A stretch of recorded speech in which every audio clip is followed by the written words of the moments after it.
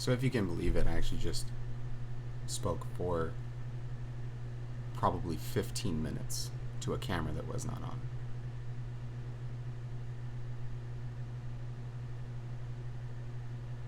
Yeah, so anyway, my name is Brandon.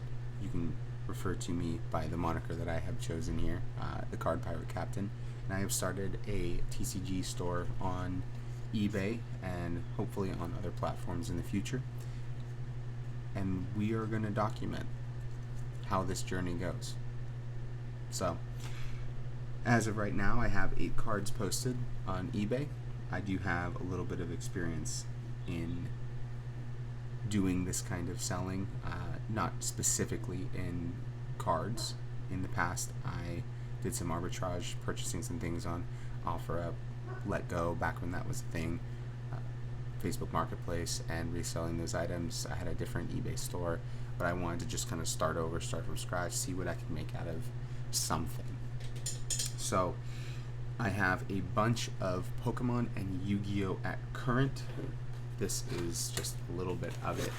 This is all Yu-Gi-Oh! As you can see, I have some tabs here marking the prices that I discovered for them, as well as this is basically all Pokemon, with the exception of this in the back is some Magic, which at current I'm not planning on selling. It is from a single structure deck that I bought a few years ago, and there's a part of me that kind of wants to get into playing Magic, so we'll kind of see if I just hold on to that as part of the play situation, or if I end up selling that off and going a different route, but we'll figure that out.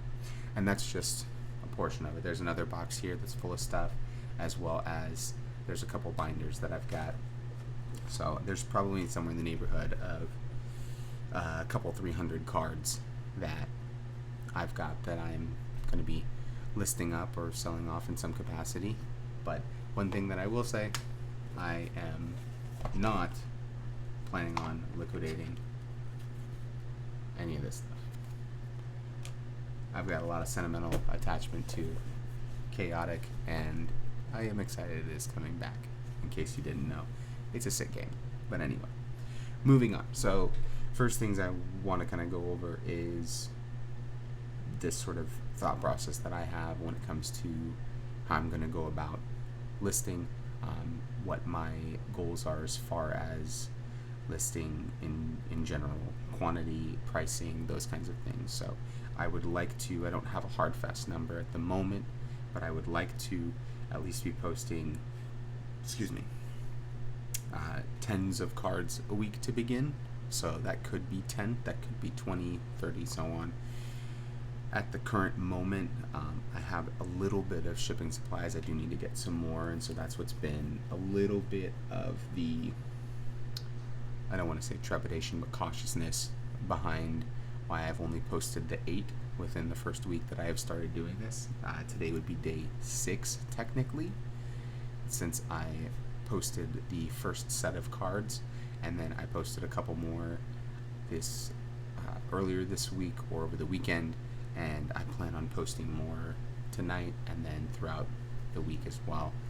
With the busy schedule that I have and the fact that we're just kind of trying to get stuff in play, that's where I feel I am comfortable kind of starting with it, is just trying to get stuff available and then be able to kind of, ideally, starting with what I have here, post that, sell as much of it as I can, and then rotate it back in monetarily into investing in more product to be able to sell and continue things that way. So just continue to reinvest in it and see how far it can kind of build up and grow.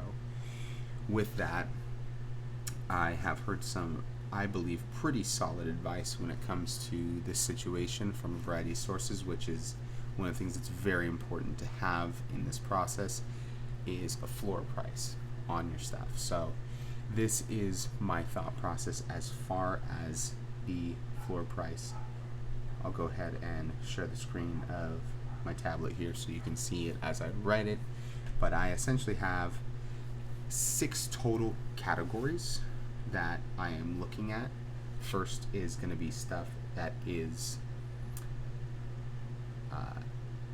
less than 25 cents, right?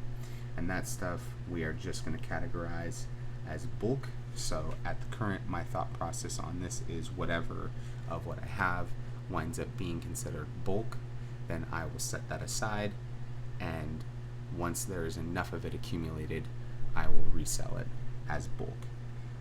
Next category is going to be stuff that is greater than 25 cents.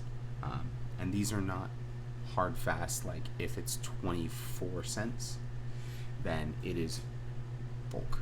And then if it's 26 cents, it is not bulk. If it is 24 cents, it might just be worth selling at the above 25 cent mark, right? And if it is 25 cents exactly, that does not exclude it from either one of these things. So there's a little bit of leeway in all of it. But 25 cents, we're going with not reinventing the wheel here. It's going to be 25 cents plus shipping, and we're just going to combine that up. It's going to be $1.99, right? Shipping, from what I can tell, is going to be approximately $1.75, give or take. So we're going to put it at that $1.99 mark and let that be what it is, right? So beyond that, we're going to have stuff that is greater than or equal to 50 cents, and that we are likely going to sit that stuff at $2.99, right? Could be something that we readjust. Might be something where if it's 51 cent card, maybe we put it at $2.49. Actually, I think that's more reasonable. See, developing this thought process as we're going. So $2.49 is likely where that will sit. I think that's just going to make a little more sense for those kind of over 50 cent cards.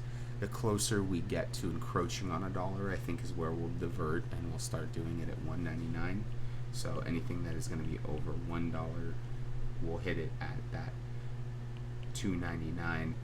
If it is something that being over $1 by enough, maybe it's much closer to $2, then maybe we divert it to $3.49 and just kind of gauge it from there. But one thing that is really important to me is that we do not spend a bunch of time on this stuff pricing over and over and over, right? I don't want to sit here and be like, oh, well, the card is, $125, so maybe I should put it at like, $3.25, right? Have a flat $2, or maybe I should do, $2.35 or whatever it is. I don't want to spend a significant amount of time on that because we're talking about objectively small margins, right? If you purchase the cards and they wind up coming out to somewhere between 5 and 10 cents a card for what you actually buy them for, then selling it at the cost of 25 cents, you're making 15 cents to 20 cents on a card. And that is just not worth spending a bunch of time having pricing conversations. We put it at this because that's what the market accepts as the price for a 25 cent card, right? Or for, whatever I bought it for being a 25 cent card. So that's where we're kind of sitting at, and why I have a couple of these, because now we're starting to get up into a point where the pricing of things can fluctuate slightly because the value of the card has gone up. But this is a point where it is really just a matter of we take one quick look. This card seems to be selling for a little over $3, so maybe put it at $3.49 because it's selling for above $3. It's selling for above $2.99. That's the market value. So maybe we flip the switch, it goes up, right?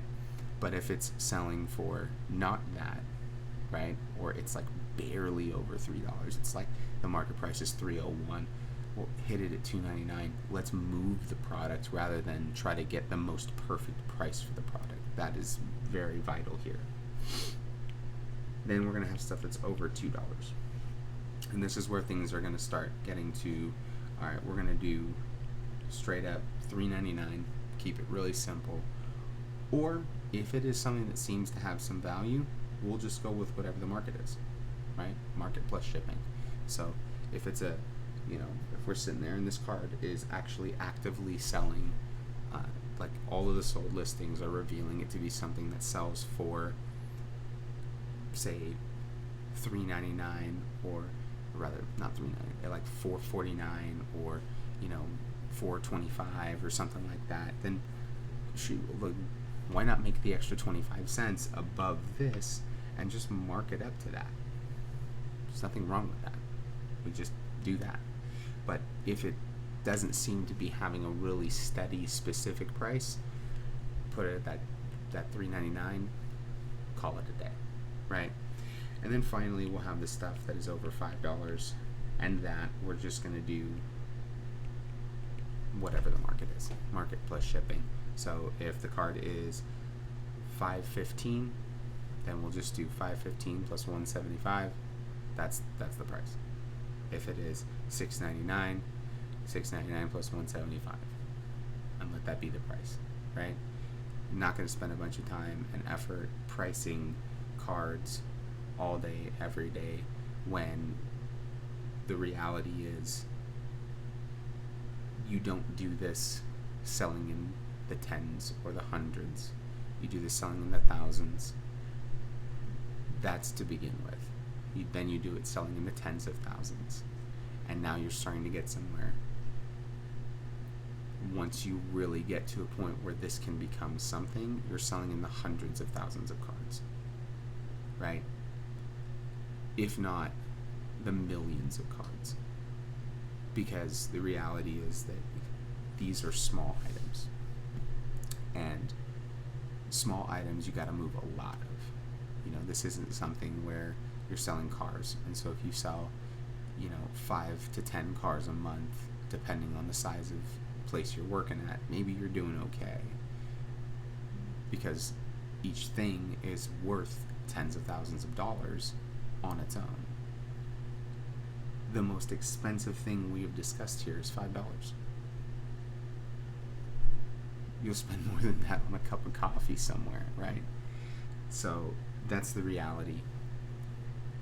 This is kind of where I'm looking at, and I'll say this much, that at current, that's where I am, but I reserve the right to change my opinion on it at any time, because the market will decide what things are valued at. So that's what we'll do. Now, enough about all this. We'll cut out of that. Goodbye. And I'll show you the actual eBay store. So right now I have these 8 cards listed, and I have a little bit of attention, no action on any of these. So at current we have the Rayquaza, Miltank, Bulbasaur. All 3 of these have gotten some viewership to them, right? All 3 of them are much older cards. I actually have possessed these cards since I was a kid, so that's kind of cool to see that some of these have gone up in value the way they have, even if it's not insane. But for the Rayquaza to be kind of on average sitting at the price it's at, pretty cool. I did have a situation with that card. Interestingly enough, I used a software called Card Uploader to initially upload all of these cards, and in doing so, it posted it as a holo rare when it is actually not.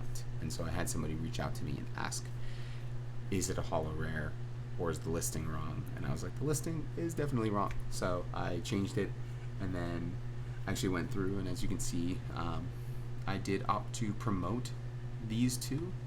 Interestingly enough, the Mew has gotten no attention whatsoever before the promoting or after, whereas the Rayquaza got, I think it was somewhere in the neighborhood of 20 some odd views from being unpromoted, and then partially from the fact that it was mislabeled.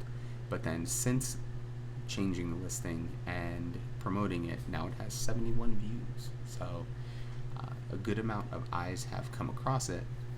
We only have 1 watcher, and I did initially list up a bit on these Pokemon cards. I since ticked them down a little bit. I basically marked all of them up about 10-15% from kind of what I was seeing, and decided that, you know, we're just going to go for kind of more what the market value seems to be, and we'll go from there. So I readjusted those. We got that. The Mew's on there, no attention whatsoever. Ivysaur's up there, no attention. And then the Moltres, which actually has gotten 2 watchers, 9 views, so it's sitting in second place in the attention side of things, which I find kind of interesting. And then finally we've got our 2 Yu-Gi-Oh cards listed up there, right? That was right in the microphone. Apologies. So those 2 we posted more recently, so those are 4-day-old listings versus 6-day-old listings on the other ones. And those ones I added the volume pricing to, as you can see here. I was kind of curious because I have the multiples of them, if that might make some motion happen, but I also don't really know how well Yu-Gi-Oh's selling on eBay right now.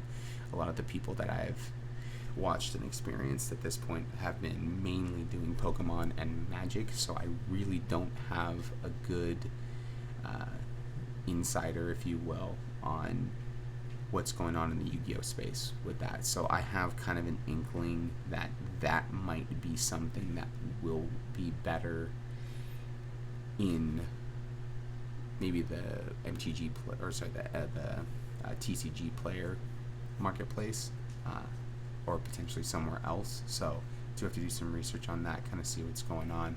But as of right now, that's all we got. So this is where we're at. This is, you know, document number 1 of what we're doing here, and my goal is to do an update every week to say, hey, this is where we're at now, this is what I've got listed. I want to be listing, you know, at this point at least tens of cards a week based off of what I have, and hopefully we can get some sales to get some things moving, and that will help us generate some revenue to kind of get some more stock, some more supplies for shipping and things, to be able to kind of get some stuff rolling. But we'll see. So as of right now, that is all I have, and thank you for watching. If you are curious to see kind of how this goes, how this journey ventures onward as we cornily sail the seas of the TCG ocean, then shoot a subscription over, hit a like on the video if you're into it, and then I'll see you next time.